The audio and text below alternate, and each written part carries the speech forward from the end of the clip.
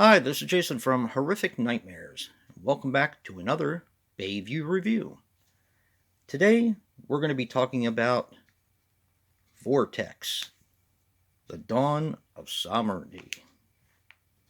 But before I get into my review, I wanted to take the time to thank Bayview for sending me this copy to review.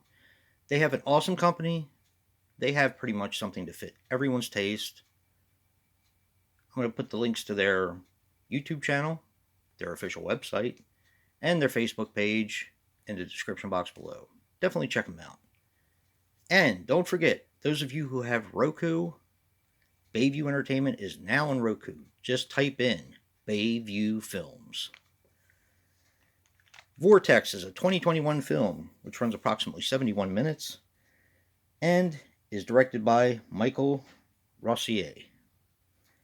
He didn't have anything to his credit. Now this stars Michael Rossier as Scythe, Circe Rossier as Serena, and Emily Rossier as Serena's mom. Now this is a French film, and it was done for 10,000 euros, I believe, which translates into $11,474.25 in American dollars. This movie is something else. I kind of wasn't expecting it to be as well done as it was. I love science fiction. I love science fiction almost as much as horror, and I love it when the two are mixed. Now, this definitely has a little tint of horror in it, but it is mostly just science fiction. Now, the story in a nutshell is you have Serena, who is trying to develop glasses that her father had originally worked on. She is with her mom now, and she's trying to fine-tune these glasses that pick up vortex. Now, these vortex allow you to travel back and forth in time and to different places. And that's where her adventure kind of begins.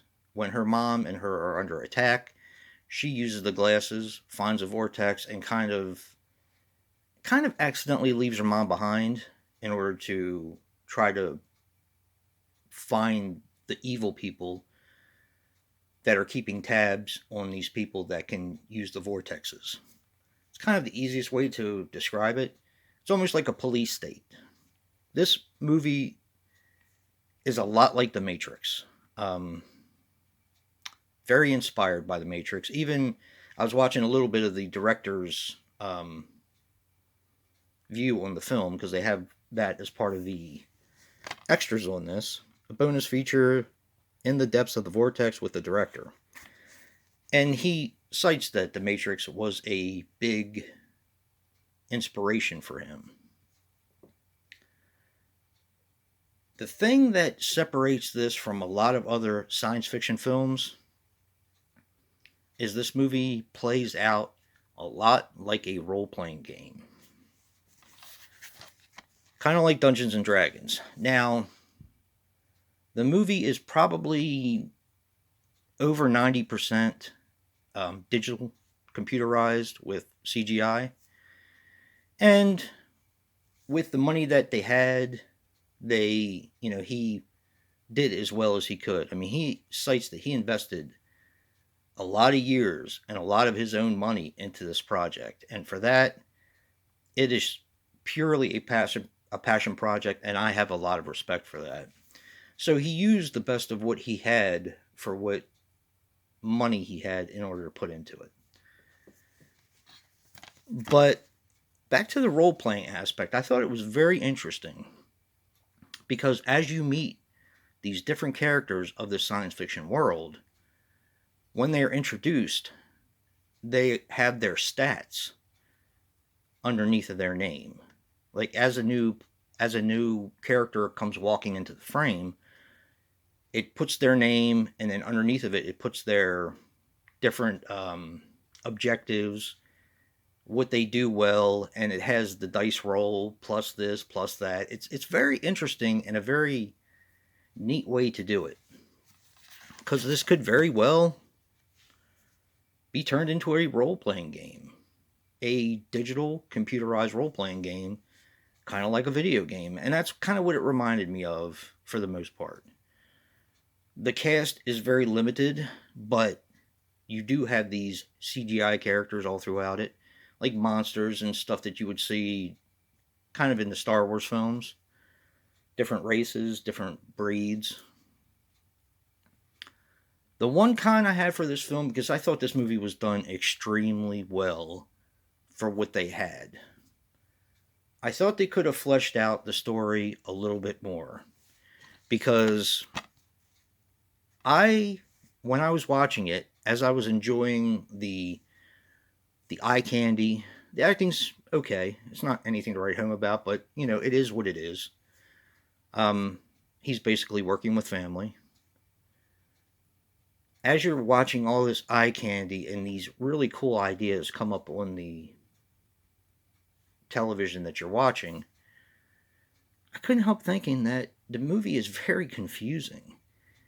And unless you watch this multiple times, it is very easy to miss a lot of what happens in this film. Because there are subtitles. And that's not the only reason. It's just, it moves, it's kind of messy, and it moves through the story in bits and shards, if that makes any sense. I would be very interested in seeing what else this director could come up with, because I thought he did a fantastic job on this. Like I said, the only thing that I didn't particularly care for was how the story wasn't fleshed out. It was a little bit confusing, because it is a very short film. So you're not fleshing out all the different aspects of this world that you're getting into. So if that's the one criticism I have, that would probably be the best one. But it is a beautifully made film. And considering the resources that they had, I was pretty blown away. If you are a science fiction fan and you like movies like The Matrix and stuff like that, definitely check this one out. I don't think you'll be sorry. Like I said, the story was a little wonky for me, but other than that, it is a really well-made film. Another special thank you to Bayview, and if you like what you see in here, hit that like button and subscribe. And until next time, peace.